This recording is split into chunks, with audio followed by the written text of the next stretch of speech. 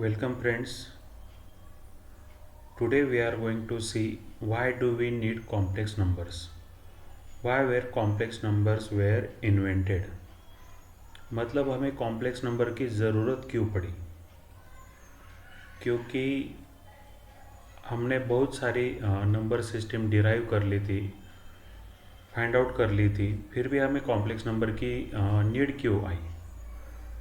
Think about it. We already have natural number system थी, हमारे पास होल नंबर की सिस्टम थी, इंटीजर्स थे, रैशनल नंबर्स थे, इरेशनल नंबर्स थे, और रैशनल और इरेशनल इनका यूनियन रियल नंबर्स भी था हमारे पास.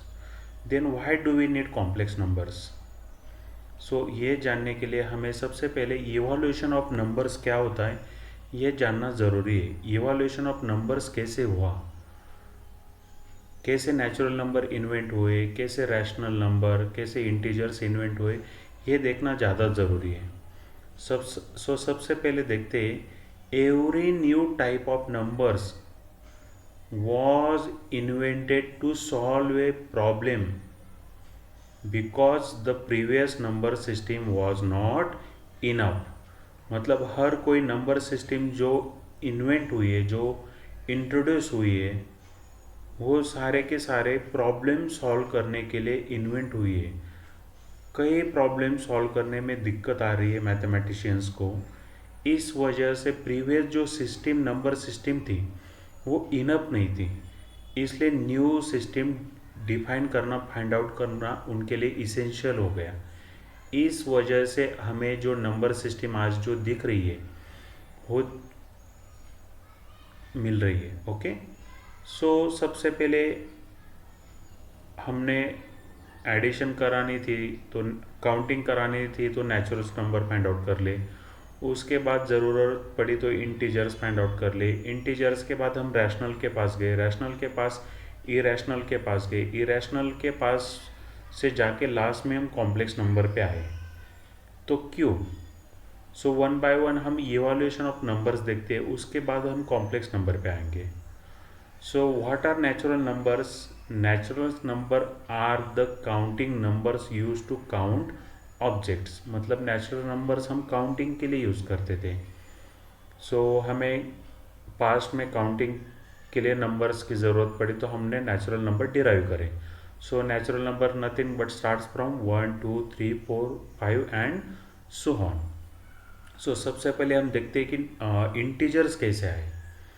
जब हमने नेचुरल नंबर्स में सब्सट्रैक्शन कंसिडर करा, ऑपरेशन लिया, तो we know that 7 minus 4 is equals to 3. Okay, but जब हम 4 माइनस 7 करने जा रहे थे तो हमें तो अभी पता है कि 4 माइनस 7 माइनस 3 आता है, पर उस टाइम पे तो नेचुरल नंबर ही इन्वेंट हुए थे. सो नेगेटिव इंटीजर्स हमारे पास तो है ही नहीं, थे ही नहीं. सो इसी वजह से इस प्रॉब्लम को टैकल करने के लिए मैथमेटिशियंस ने इंटीजर्स इंट्रोड्यूस करे. Because 4 minus 7 has no answer in natural numbers, hence integers were introduce. Okay, मतलब नेचुरल नंबर्स में हम सब्सट्रैक्शन करने में हमें दिक्कत आ रही थी, इसी वजह से इंटीजर्स इंट्रोड्यूस करे गए. नाउ इंटीजर्स में हमें तो पता है सब्सट्रैक्शन पॉसिबल है. एग्जाम्पल लेते, 3 minus 5 is equals to what? -2. So this is fair. Okay, but जब हम इंटीजर्स लेते और ऑपरेशन डिवीजन लेते, ऑपरेशन डिवीजन लेते, फॉर एग्जाम्पल हम जब लेते 3/2, अभी हमें तो पता है 3/2 मतलब 1.5. सो at that time we don't have solution for such a problems. That's why rational numbers were introduced. मतलब उस टाइम पे 3/2 इज इक्वल्स टू 1.5 तो सोल्यूशन ही नहीं था, क्योंकि हमें बस इंटीजर्स के बारे में पता था. So it is not possible as it is not a integer. 3/2 integers नहीं है, इसलिए इंटीजर्स में उसका सोल्यूशन मिलना पॉसिबल नहीं है. Hence rational numbers were introduce. Okay, अभी रैशनल नंबर्स के बारे में देखते हैं. हमें तो पता है कि रैशनल नंबर में डिवीजन पॉसिबल है. 3/2 is equals to 1.5. Well defined example. It is work well in rational number. Okay. But for अगर हम इक्वेशंस में जाते हैं, suppose consider x square is equals to 2. X square is equals to 2 मतलब क्या होता है, ऐसा कौन सा नंबर है जिसका स्क्वायर 2 आ रहा है, जिसका स्क्वायर 2 आ रहा है. रैशनल में अभी हमें तो पता है कि एक्स की वैल्यू अगर √2 लेंगे, एक्स की वैल्यू अगर √2 या -√2 लेंगे तो उसका स्क्वायर 2 मिलता है. पर √2 is not a rational number, it is an irrational number. So उस टाइम में x square is equals to 2 का कोई सोल्यूशन नहीं था. इसी वजह से irrational numbers were introduced at that time. So x is equals to √2 is an solution of x square is equals to 2. Also -√2 is also an solution. So if we take x is equals to √2, then we know that x square is equals to square of √2 is nothing but square and root get cancelled, we get just number 2. That is how irrational numbers were introduced. Okay. Then the biggest problem arises at that time is that square root of negative numbers. I mean to say, if you take any example such that x square is equals to -1. Okay. X square is nothing but product of x into x, product of x and x. Okay. मतलब ऐसा कौन सा number है जिसको खुद से ही गुना जाए तो हमें सॉल्यूशन -1 आता है. पर रियल में देखो, दोनों नंबर हमें क्या लेने हैं, x ही लेने हैं. ओके. अगर मान लो है x पॉजिटिव ले लिया तो दूसरा x भी पॉजिटिव होगा, है निगेटिव ले लिया तो दूसरा x भी क्या होगा, निगेटिव होगा. That is why positive, but we know that positive into positive is positive, also negative into negative is positive. So there are no two real numbers whose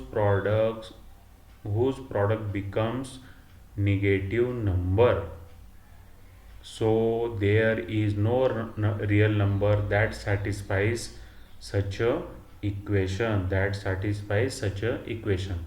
मतलब सिंपली कहा जाए तो निगेटिव नंबर का square root real में exist ही नहीं होता, क्योंकि ऐसा कोई भी नंबर नहीं है जिसका स्क्वायर रियल में निगेटिव आता है. ऐसा कोई भी रियल नंबर नहीं है जिसका स्क्वायर निगेटिव नंबर आता है.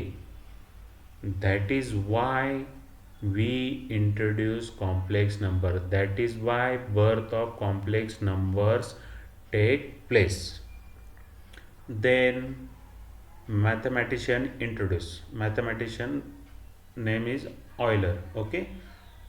Euler ने क्या करा, I is equals to under root -1 define करा, called the imaginary unit.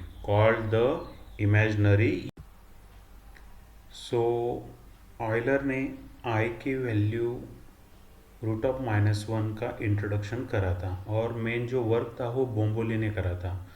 Addition, complex number के एडिशन, मल्टीप्लिकेशन, डिवीजन, सब्सट्रैक्शन वगैरह ज़्यादातर वर्क उसने करा था. गॉस ने और कॉर्डन ने भी बहुत सारा मॉडर्न डे वर्क करा है. ठीक है. So i is equals to √-1. Now i square क्या होगा, रूट निकल जाएगा स्क्वायर की वजह से. So i square is equals to -1. So by this way our problem gets solve at that time, because if we take example x square is equals to -4.